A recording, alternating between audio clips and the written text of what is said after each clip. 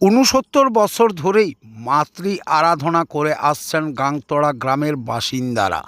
পুরাণে কথিত আছে, সুরত রাজা মা দুর্গার পুজো প্রচলন করেন মর্তধামে বসন্তকালে।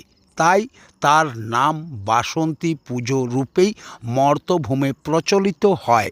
তারপরেই গাংতড়া গ্রামের মানুষজন ১৩৬৬ সালেই এই মাতৃ আরাধনার শুভ সূচনা করেন গুটি গুটি পায়ে। দেখতে দেখতে ৬৯ বছর অতিক্রান্ত করে আজ তারা বৃহৎ আকারে মাতৃ আরাধনার আয়োজন করেছেন।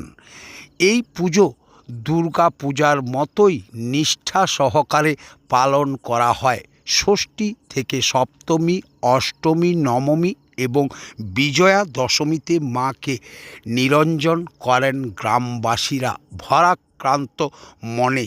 আর সেই পুজোকে উপলক্ষ করেই পাশাপাশি গ্রামের মানুষজন আসেন এই গাংতড়া গ্রামে।